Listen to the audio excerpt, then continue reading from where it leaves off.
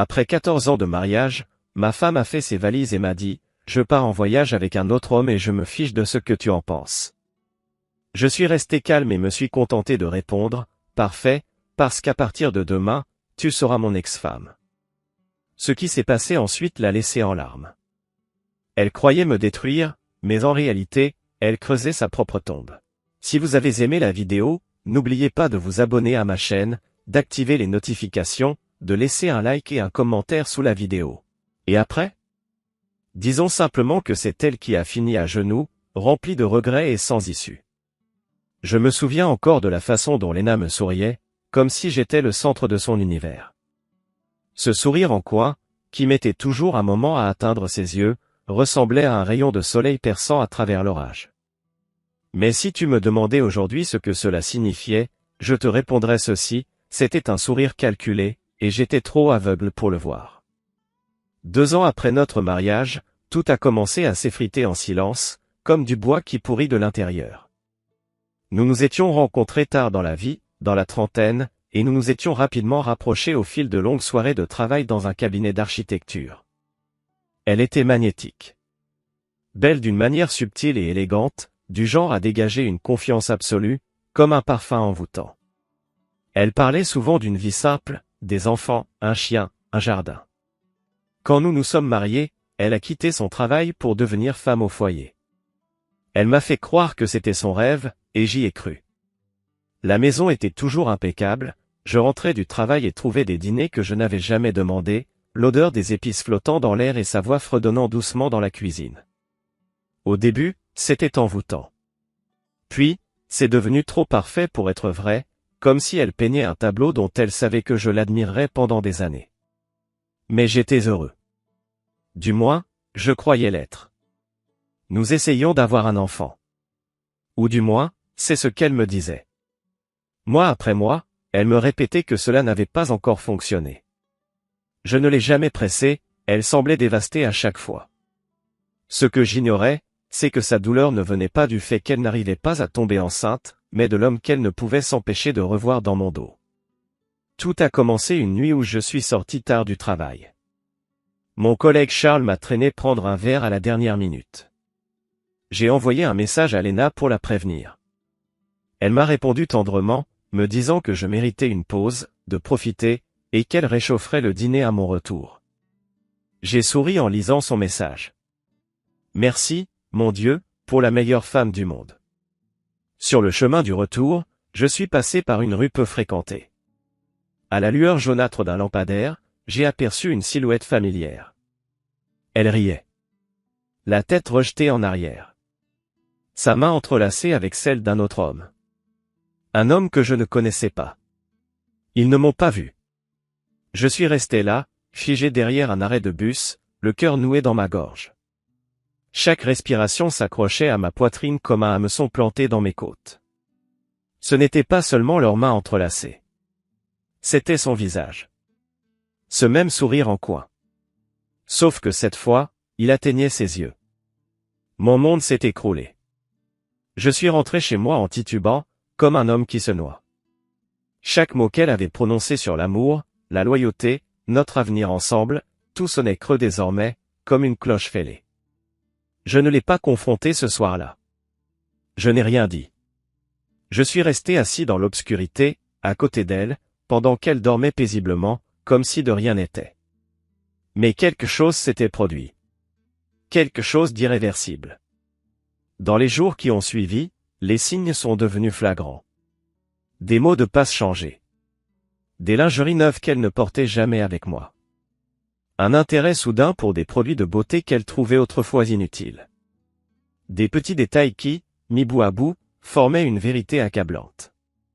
Puis, un matin, alors qu'elle prenait sa douche, elle a laissé son téléphone déverrouillé. Une erreur rare. J'aimerais dire que j'ai hésité. Que j'ai été noble. Mais ce n'est pas vrai. Mes doigts ont agi d'eux-mêmes. En quelques secondes, j'ai tout trouvé. Chaque message rempli d'intimité. Des photos d'eux dans des hôtels. Leur complicité à travers des selfies au coucher du soleil. Ma femme, radieuse. Dans les bras d'un autre homme. Et puis, Pour marquer un an ensemble, nous avons eu une conversation sur un week-end dans un complexe de luxe, une évasion parfaite. Je me suis installé dans le salon, regardant la femme que j'aimais se dissoudre en pixels sur l'écran, murmurant des mots doux à un autre homme. J'étais vide. Le lendemain matin, Lena m'a embrassé sur la joue et m'a mentionné qu'elle rendrait visite à une vieille amie, Tasha, mercredi.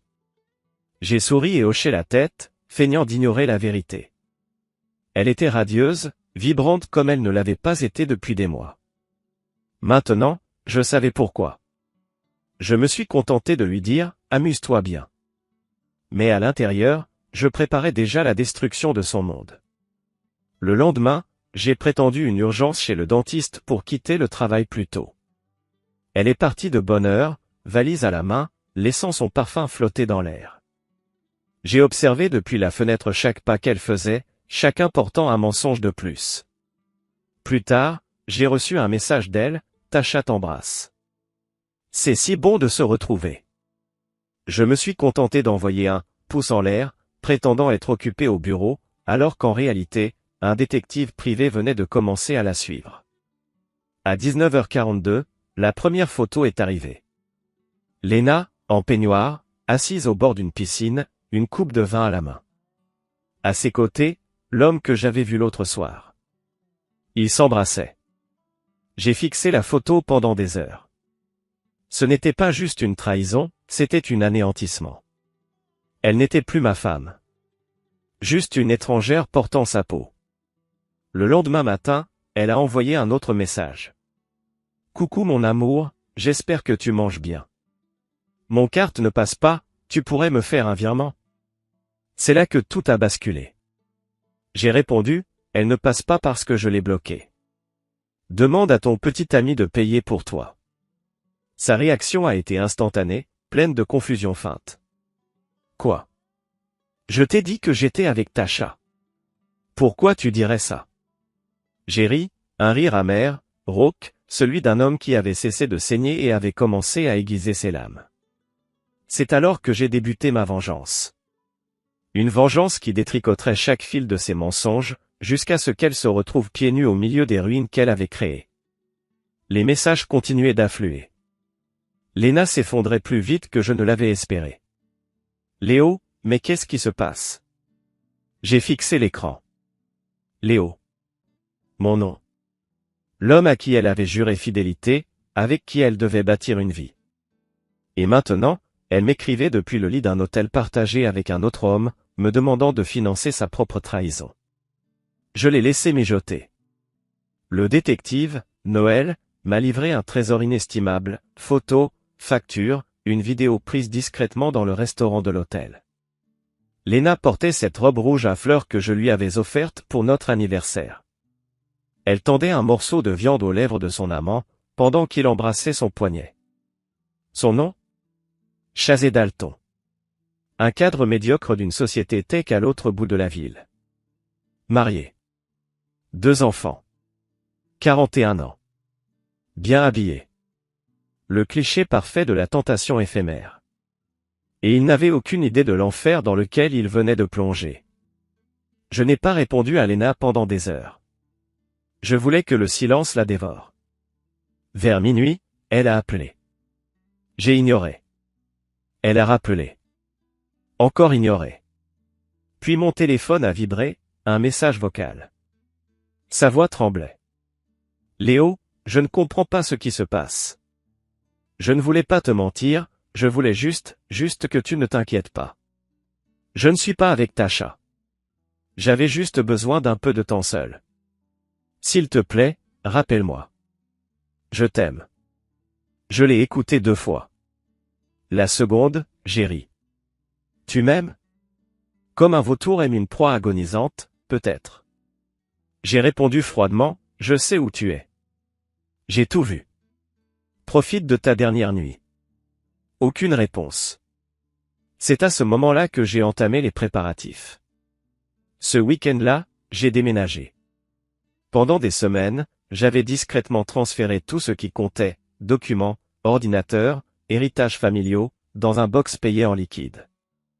L'appartement, autrefois notre foyer, était devenu un tombeau empestant son parfum.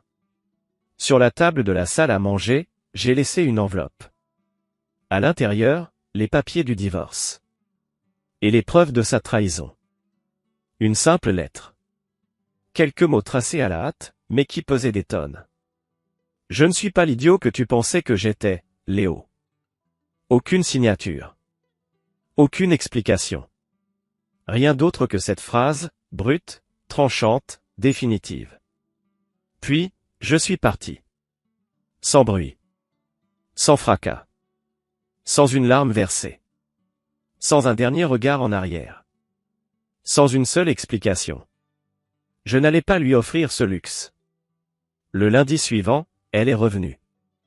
Je l'ai su avant même que mon téléphone ne commence à sonner. J'ai imaginé la scène dans les moindres détails, elle poussant la porte de l'appartement, l'appelant d'abord doucement, peut-être avec un mince espoir. Puis plus fort, la panique s'installant peu à peu. Le silence en guise de réponse. L'écho de ses propres pas dans les pièces vides. Puis, son regard tombant sur ce bout de papier, posé là, bien en évidence. Mon téléphone a sonné, comme prévu. Une première fois. Je n'ai pas répondu. Une deuxième fois.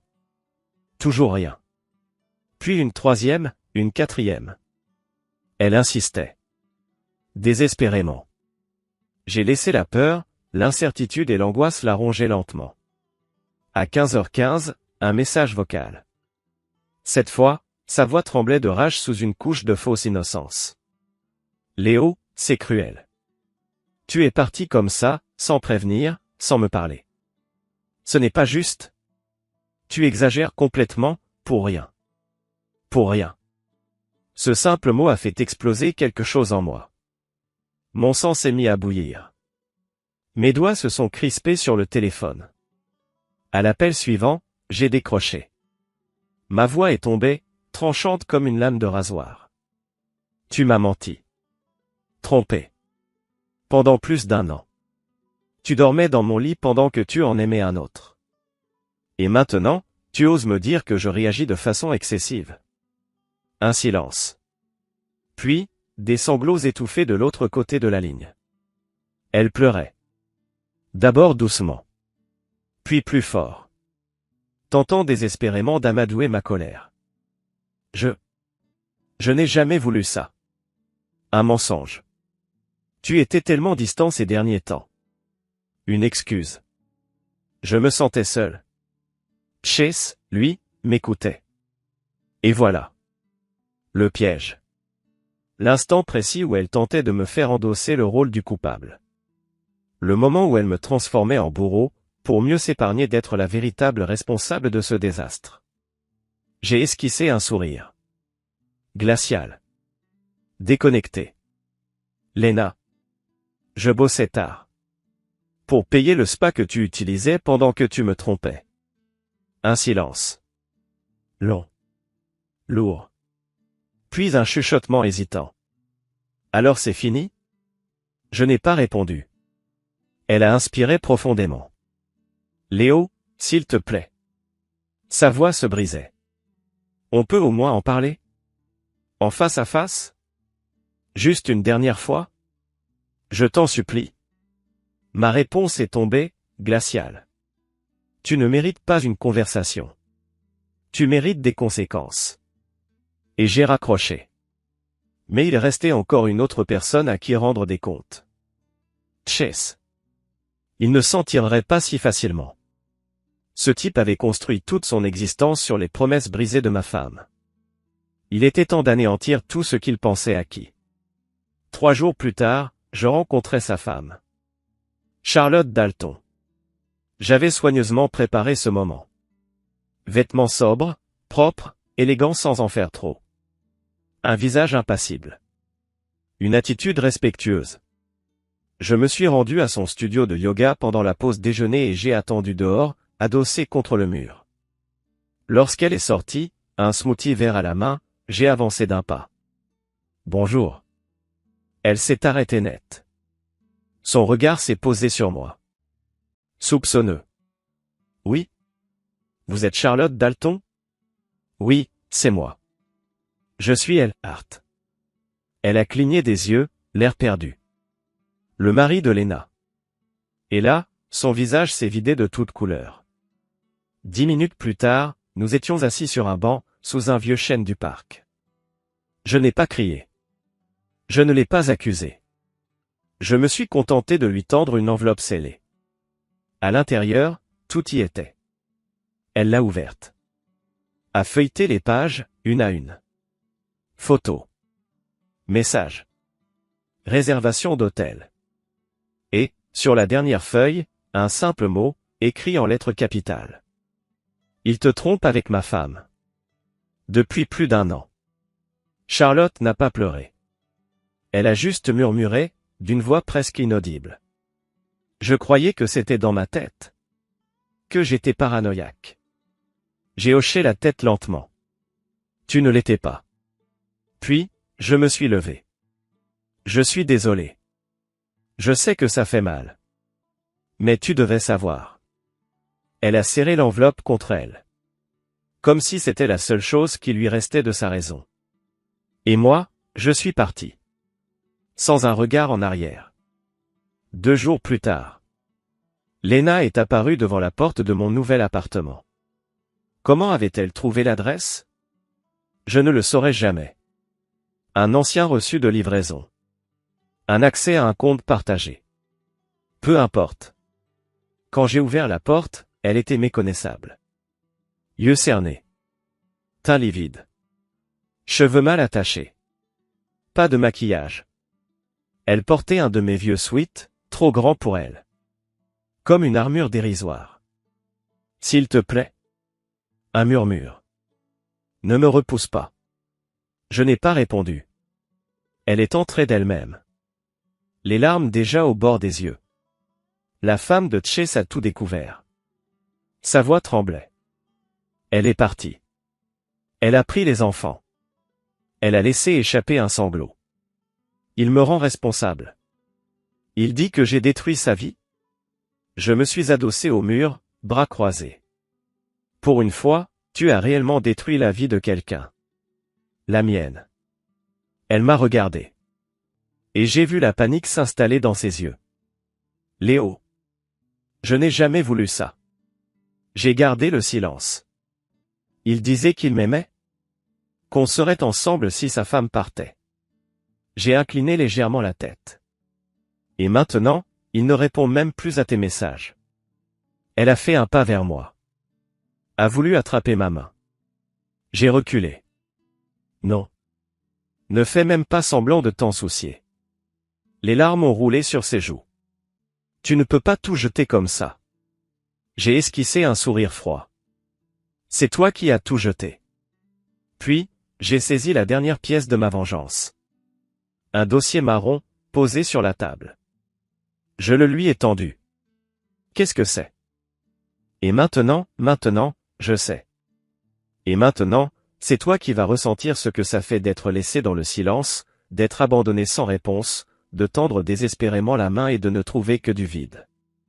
Elle a essayé encore une fois, sa voix tremblante, presque suppliante.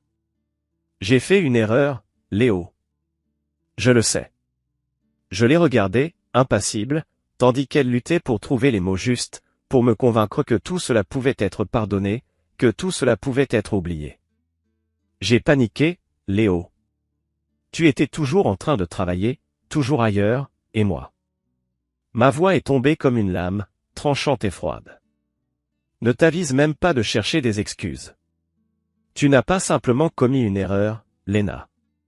Ce que tu as fait dépasse tout entendement. Tu as construit toute une vie sur ta trahison. Tu as menti pendant plus d'1 an, me regardant droit dans les yeux, partageant mon lit, prétendant que nous essayions d'avoir un enfant, alors qu'en réalité, tu réservais des week-ends dans des spas avec lui. Je l'ai vu tressaillir sous l'impact de mes mots. Ses yeux se sont immédiatement remplis de larmes, son visage s'est crispé sous l'émotion. Mais je n'en avais plus rien à faire. Ces larmes n'avaient plus aucune valeur pour moi. Elles étaient une monnaie qu'elle avait déjà gaspillée ailleurs, auprès d'un autre homme, dans une autre vie qu'elle s'était construite dans mon dos. Ai-je dit. C'est fini. Mais elle n'a pas bougé. Au lieu de se lever et de partir dignement, elle s'est laissée tomber sur le bord du canapé, ses épaules voûtées, ses mains tremblantes posées sur ses genoux, comme si elle tentait encore de s'accrocher à quelque chose, à un dernier fragment d'un monde qui ne lui appartenait plus. J'ai tout perdu, a-t-elle murmuré. Sa voix s'est brisée, et son regard vide s'est perdu dans le vide. Mes amis? Ma réputation. Tout le monde est au courant. Charlotte a tout raconté sur les réseaux sociaux. Elle a publié des messages, des photos. Ma boîte de réception est envahie de messages. Des insultes, des jugements. Ils me traitent de menteuse, de briseuse de foyer. Je n'ai rien répondu. Je n'avais aucune intention de la consoler. Ce n'était plus mon rôle. Je n'étais plus son mari. J'étais la conséquence de ses choix, la sentence qui tombait après son crime. Elle a éclaté en sanglots, se repliant sur elle-même, ses épaules secouées par des spasmes incontrôlables. Je peux retrouver mon travail, Léo?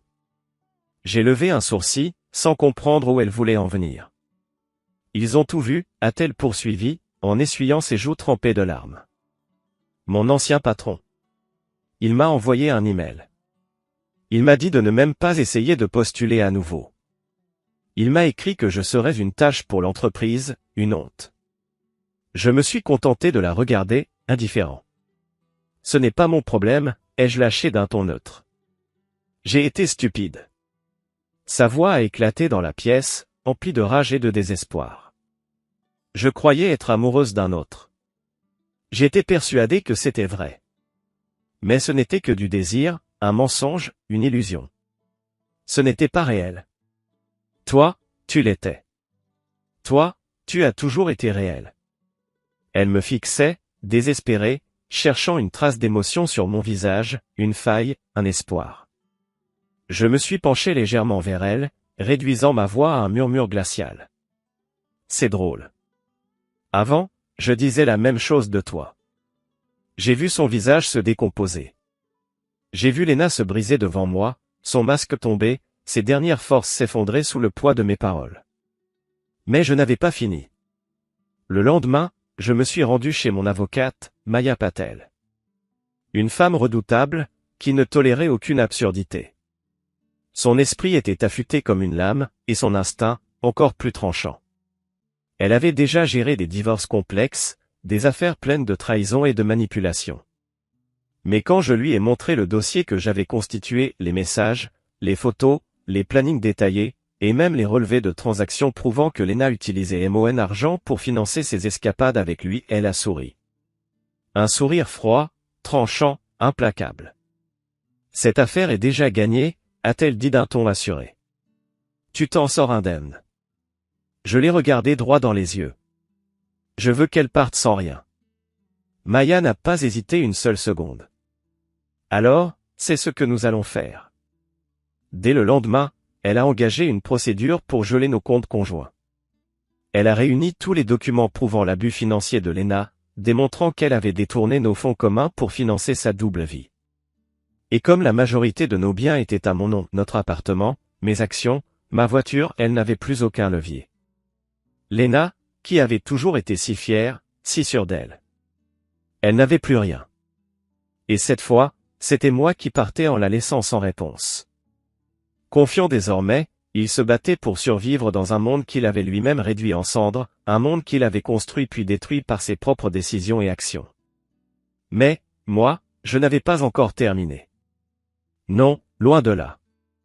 Une semaine s'était écoulée depuis ce que j'avais vécu, et j'avais pris une décision importante, je devais rendre visite à ses parents. Oui, à ses parents.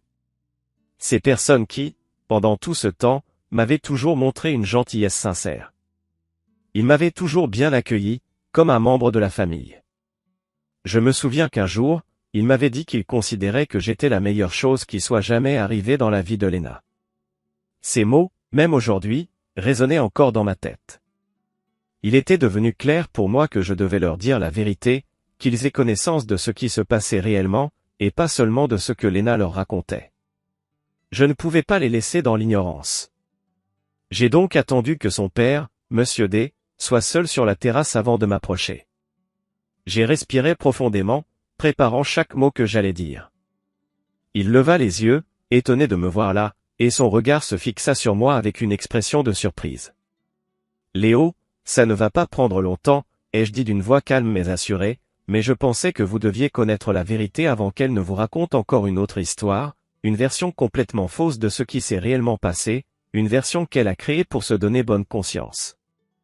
Je lui ai tendu un dossier épais, un dossier que j'avais soigneusement préparé, rempli de documents qui révélaient tout ce qu'il ignorait. Il l'a pris sans un mot, l'ouvrant lentement, page après page. Je pouvais voir l'expression de son visage changer, devenir de plus en plus tendu à chaque page qu'il tournait. Il ne disait rien, mais son silence était lourd, rempli de l'angoisse croissante d'un homme qui se rendait compte qu'il n'avait pas vu la vérité en face pendant tout ce temps. Lorsque le dernier document fut parcouru, il resta là, sans bouger. Il ne prononça pas un mot immédiatement. Il passa lentement une main sur son visage, comme pour se ressaisir, ou pour essayer de comprendre l'ampleur de ce qu'il venait de découvrir. Puis, d'une voix qui était à peine audible, presque un murmure, il dit « Mon Dieu, je te crois. » Son regard se perdit dans le vide, probablement perdu dans ses pensées. Il soupira profondément, et après un moment de silence, il ajouta d'une voix basse mais pleine de gravité. « Toujours je lui avais dit, ne confonds jamais confort et faiblesse. Et toi, tu ne méritais pas ça, Léo. Je n'avais pas besoin de plus. Je savais ce que cela signifiait. Ce n'était plus une question de vengeance, de se venger ou de rendre la monnaie de la pièce. Non, ce n'était pas ça. C'était bien plus profond. C'était une question de vérité. De vérité absolue. De s'assurer que chaque recoin, chaque petit espace où elle pourrait encore fuir ou se cacher, serait déjà éclairé, chaque possibilité de se soustraire à la réalité serait balayée.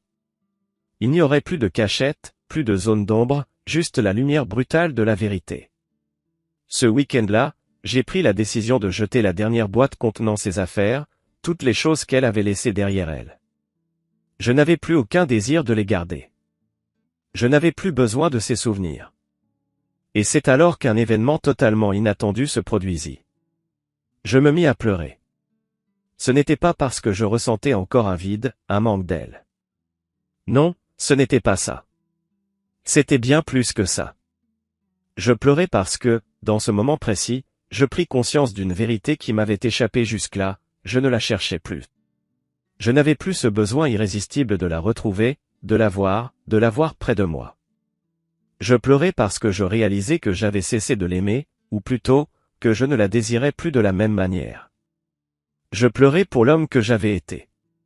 Celui qui croyait que l'amour suffisait, celui qui pensait que l'amour pouvait tout réparer.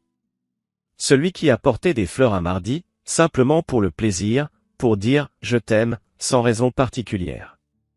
Celui qui écrivait des lettres pendant les réunions de travail, pensant à elle, à sa femme, et lui manquait profondément.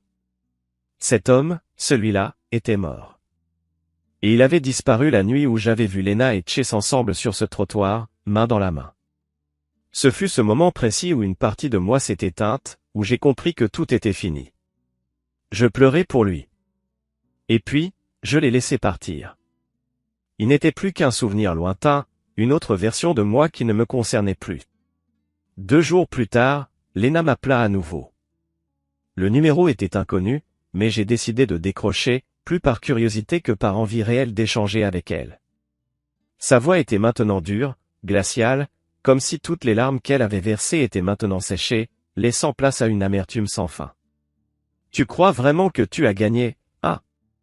me lança-t-elle, une pointe de défi dans sa voix, comme si elle essayait de se rassurer.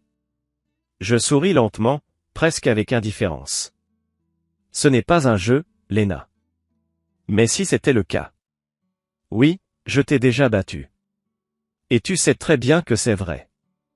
Elle resta silencieuse un moment, sans doute surprise par ma réponse, par ma tranquillité. Puis, dans un souffle, elle dit, pleine de colère. Tu as ruiné ma vie. Je la fixai mentalement, calme et implacable, et répondis sans hésiter. Non, Lena. Ce n'est pas moi qui ai tout détruit. C'est toi qui l'as fait. Moi, je n'ai fait qu'assurer que personne ne perde le spectacle. Je n'ai fait que faire en sorte que tout le monde sache la vérité. Elle resta silencieuse un moment, probablement en train de digérer ce que je venais de dire. Puis elle murmura. Je vais lutter contre tout ça. Je ne me laissais pas démonter. J'avais un calme serein et implacable. J'espère bien, répondis-je d'un ton presque amusé, parce que mes avocats adorent une bonne bataille, surtout quand l'autre côté n'a qu'une histoire à raconter, une histoire que personne ne croit. Je raccrochai alors, fermement. Mais cela ne s'arrêta pas là. Plus tard, cette nuit-là, je reçus un message d'un numéro inconnu. C'était de Chess. Une seule phrase, concise mais pleine de menaces. Tu n'avais pas ce droit. Je n'hésitai pas une seconde et répondis immédiatement, sans trembler. J'avais tous les droits, et tu le sais très bien. Astérisque astérisque. Ainsi, cette version approfondie explore davantage les émotions des personnages et les dynamiques entre eux, tout en restant fidèle à l'original. Elle crée une ambiance encore plus intense, détaillant les ressentis et les actions avec plus de profondeur et d'impact. J'ai reçu une photo de lui, l'embrassant sur le miroir de l'hôtel, une image d'un instant précis, figé dans le temps, avec une date et une heure impossibles à contester, et pourtant, aucune réponse de sa part. Depuis ce moment-là, je n'ai plus jamais eu de nouvelles de lui. Mais le silence qui s'était installé ne nécessitait aucune réponse. C'était la seule réponse dont j'avais besoin. Le silence était devenu la confirmation irréfutable que la coupure que nous avions subie était plus profonde qu'un simple écart, plus douloureuse que ce que l'on pourrait imaginer. Il ne restait plus rien à dire. Je n'avais plus besoin de mots. Le silence parlait bien plus fort que tout ce que nous aurions pu échanger. Il était la vérité nue, sans phare, celle qui se suffisait à elle-même. Cela faisait presque 2 mois depuis que j'avais pris la décision de quitter Lena, mais les échos de cette trahison ne cessaient de résonner en moi, dans les recoins les plus inattendus de ma vie. Ces échos surgissaient comme des fantômes qui, malgré le temps passé, refusaient de me quitter. Les premières semaines avaient été les plus difficiles. Il y avait des moments où la douleur semblait accablante, où chaque pensée, chaque action me ramenait en arrière. Mais la plus grande souffrance, c'était peut-être les souvenirs d'elle, des bribes d'instants que je croyais oubliés, mais qui ressurgissaient au moment où je migrais qu'attendait le moi. Par exemple, le silence du matin, lorsque je prenais mon café seul. À chaque gorgée, je l'entendais. C'était sa voix, sa risée, cet petit éclat de rire qu'elle laissait échapper si facilement. C'était étrange, presque irréel, comme si, dans un instant suspendu, elle était encore là. Mais peu à peu, la réalité revenait, me frappant en plein visage, me rappelant que tout cela était une illusion. Ce rire que j'avais tant aimé, qui avait été le reflet de ce que nous partagions, était devenu maintenant une source de trahison, un écho creux d'une vérité que j'avais ignorée trop longtemps. Il n'était plus rien de plus qu'un masque, une façade. Chaque souvenir de ces moments intimes que nous avions partagés semblait maintenant être recouvert d'une brume épaisse de doute, d'incertitude. Ces moments, qui avaient un sens profond autrefois, étaient maintenant teintés de mensonges et de tromperies. Au début, c'était insupportable, chaque petit détail de notre vie passée ensemble semblait m'étouffer. Mais peu à peu, quelque chose a changé. Le temps a agi comme un baume, lentement, mais sûrement. Comme une blessure qui cicatrise à force de patience et de soin. Je commençais à respirer à nouveau, un peu plus chaque jour. Je retrouvais cette sensation de légèreté, même si elle était fragile. La paix revenait en moi, mais c'était une paix timide, hésitante. Elle se glissait en moi comme un animal blessé qui, après avoir subi des blessures, commence lentement à se réadapter à son environnement. Ce n'était pas immédiat, ni simple, mais c'était là. Un signe de guérison. Je m'inscrivis à des séances de thérapie, 1 fois par semaine, afin de commencer à reconstruire ce qui avait été brisé. Ce fut un processus long, parfois éprouvant, mais nécessaire. J'avais besoin de reconnecter les morceaux de ma vie, de me retrouver moi-même. Peu à peu, je fis aussi un effort pour renouer avec des relations que j'avais négligées. Mon frère, par exemple, avec qui je n'avais pas parlé depuis près d'1 an. Un an durant lequel j'avais mis Lena au centre de tout, ignorant l'importance des liens familiaux. Il m'avait fallu du temps pour comprendre, mais c'était une prise de conscience qui m'aidait à me reconstruire. Puis il y avait Lena. Elle n'avait pas cessé d'essayer de me joindre. Après plusieurs appels et messages ignorés, elle s'était résignée à me contacter d'une manière plus insistante. Elle semblait désespérée, manipulatrice dans ses tentatives, vacillant entre la culpabilité et la colère, cherchant un moyen de revenir dans ma vie. Elle envoyait des messages de regret, se battant pour obtenir une chance de réparer ce qui ne pouvait l'être. Un cycle que je connaissais bien maintenant. Elle revenait, encore et encore, cherchant à me faire culpabiliser, à manipuler mes émotions. Mais cette fois, je savais quoi faire. Je savais ne pas céder. Elle finit par m'envoyer un email. En le lisant, j'ai presque éclaté de rire, un rire nerveux, amer. Il disait ceci. Léo, j'ai tout perdu.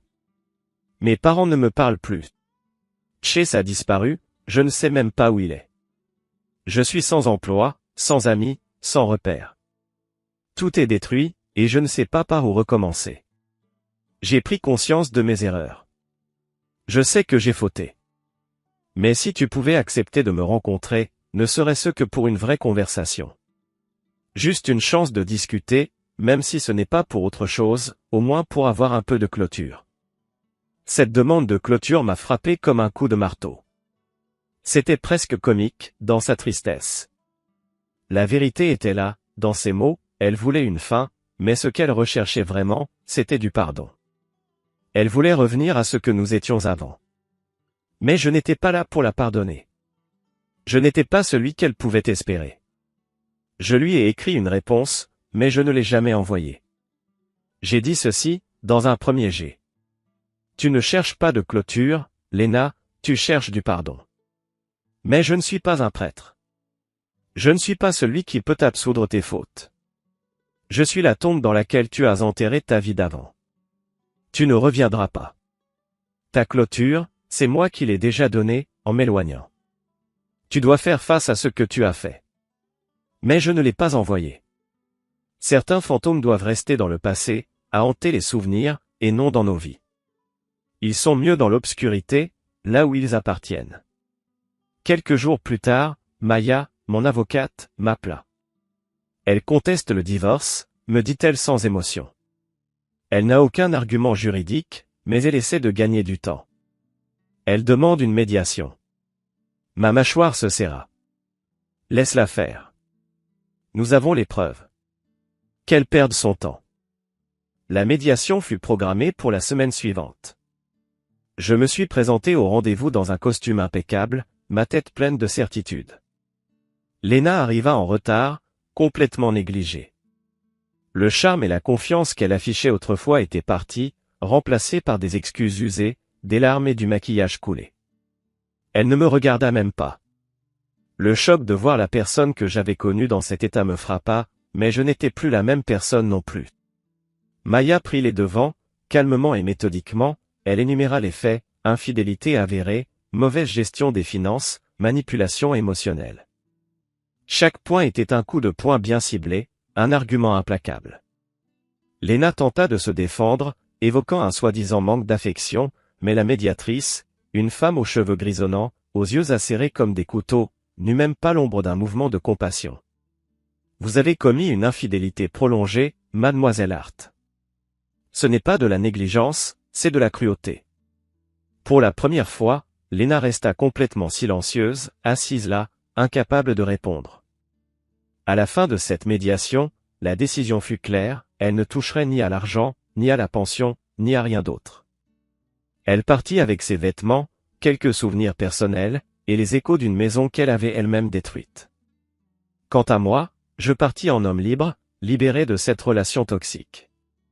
2 semaines plus tard, je reçus une lettre manuscrite de Charlotte Dalton, l'épouse de Chase. Elle avait pris le temps d'écrire quelques mots, et quand j'ai lu sa lettre, j'ai senti le poids de sa gratitude. Léo, tu m'as sauvé. Non seulement tu m'as sauvé, mais tu m'as ouverte. J'aurais passé des années à me culpabiliser, à essayer de réparer ce qui était irréparable, mais tu m'as donné la vérité, et parfois, la vérité est tout ce dont on a besoin. J'ai demandé le divorce. J'ai décidé de commencer mon propre business, de me lancer dans quelque chose de nouveau. Ce n'était pas une décision facile à prendre, mais c'était nécessaire. Je voulais que tu saches que dans ce processus, je ne suis pas le seul à en sortir plus fort, plein de gratitude pour tout ce que j'ai traversé.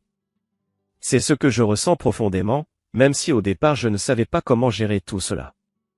Cette expérience m'a permis de grandir et de voir les choses sous un autre angle. Charlotte, je tiens cette lettre dans mes mains comme si elle était de l'or pur, car elle représente quelque chose de précieux pour moi, quelque chose que je n'avais jamais imaginé avant, la véritable justice. Ce n'était pas des victoires froides et sans émotion dans les tribunaux, ce n'était pas la honte publique, ce n'était pas la vengeance impulsive. Non, c'était de la véritable liberté, quelque chose que je n'avais jamais ressenti avant. Une libération qui ne venait pas de la défaite de l'autre, mais de ma propre reconstruction. 3 mois ont passé depuis cet événement décisif. C'est assez de temps pour prendre du recul, réfléchir et voir où j'en suis. J'ai réussi à m'installer dans une vie plus calme, plus sereine. Un nouveau départ, un nouvel appartement, quelques nouveaux amis qui étaient devenus précieux pour moi. Je n'étais pas en couple, du moins pas sérieusement. Je n'étais pas prêt à m'investir émotionnellement avec quelqu'un. J'avais besoin de temps pour moi, pour guérir, pour me retrouver. Mais étrangement, j'ai commencé à apprendre à apprécier cette solitude. Ce n'était plus un poids, mais une opportunité de me découvrir moi-même, de comprendre mes désirs, mes besoins et surtout d'apprécier ma propre compagnie. Ce n'était pas facile, mais petit à petit, j'ai commencé à voir la beauté dans les moments seuls, dans les moments de silence, loin des tumultes de la vie quotidienne. En parallèle, j'ai commencé à enseigner le soir, un cours d'introduction à la théorie de l'architecture.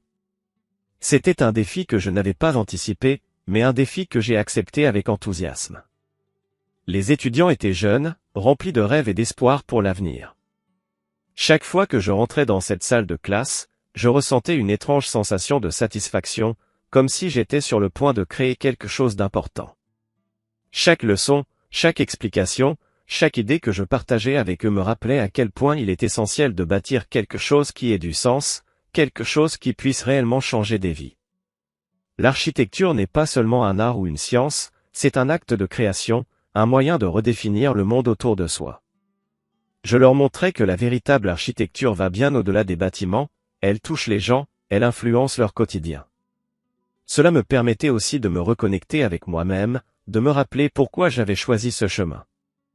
Un soir, après mes cours, j'ai décidé de m'arrêter dans un petit café italien que je n'avais jamais remarqué avant. Il était petit, modeste mais d'une certaine manière charmant, un endroit qui semblait être un secret bien gardé de la ville. La femme derrière le comptoir, avec un sourire authentique et sincère, m'a tendu un cappuccino. Journée difficile, m'a-t-elle demandé en remarquant probablement l'expression fatiguée sur mon visage. J'ai souri, un sourire timide mais réel, et j'ai répondu en plaisantant, on peut dire ça, oui. Elle n'a pas insisté, mais m'a offert l'opportunité de parler si j'en avais envie. C'était tellement rare de rencontrer quelqu'un d'aussi simple et véritable. Peut-être un jour, ai-je répondu en plongeant mon regard dans le sien, des yeux pleins de gentillesse et de compréhension. Il n'y avait pas de jeu, pas de faux semblants. Juste une véritable connexion humaine. Son nom était Eva, et elle ne savait rien de mon passé, rien de ce que j'avais vécu. Et pour la première fois depuis longtemps, cela m'a apporté un sentiment de paix. Cela m'a donné de l'espoir. Peut-être qu'il existait encore des gens capables de voir au-delà des erreurs et des cicatrices du passé. Peut-être que je pouvais à nouveau commencer à faire confiance, sans craindre d'être trahi. En attendant, Léna, elle, se détruisait lentement, publiquement. Un ami commun, un ancien collègue de travail, m'a appelé un jour pour me dire « As-tu vu sa page Facebook ?» Honnêtement, je n'avais pas vu. J'avais cessé de la suivre il y a des mois. Mais la curiosité m'a poussé à y jeter un œil. Avant, son profil était parfait, soigneusement conçu pour renvoyer l'image d'une vie idéale. Mais aujourd'hui, c'était devenu une vitrine de tristesse.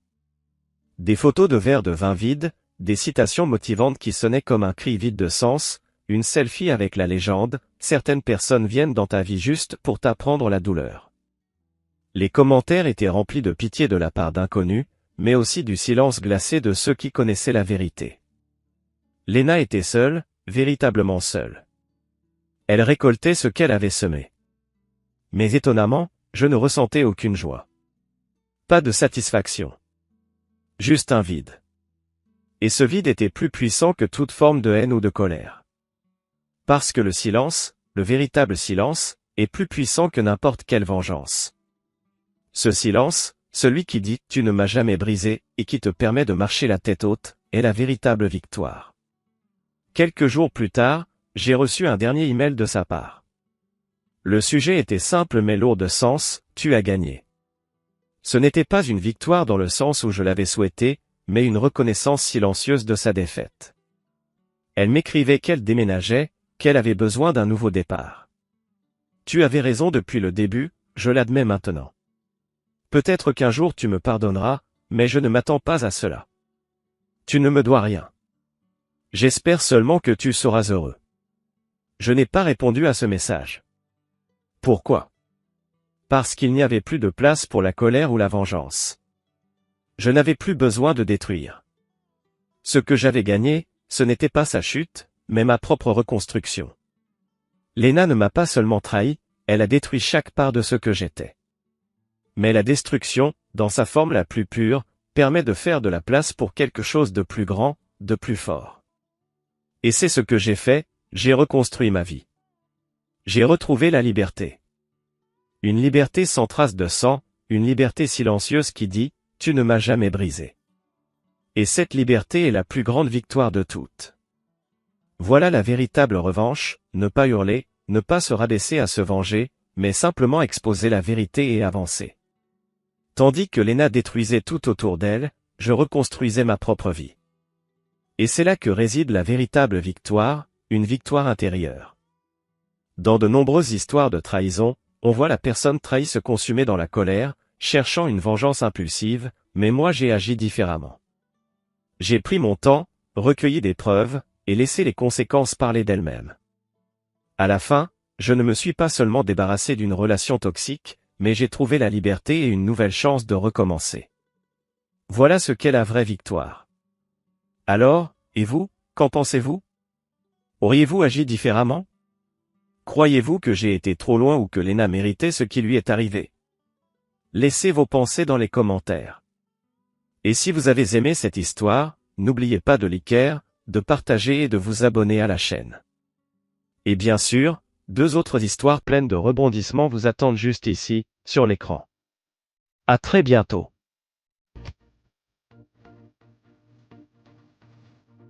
Ah, well that's what happened. I see. Bad investments from... Guys, are we in a mana bubble right now?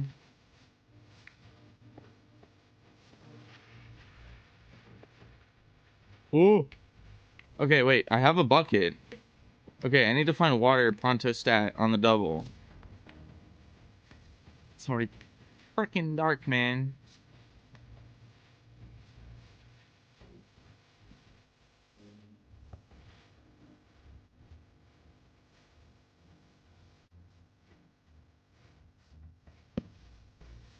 Water, water, water.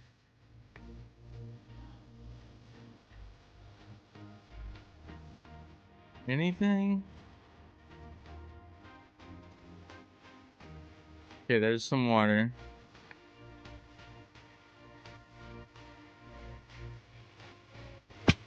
Ouch.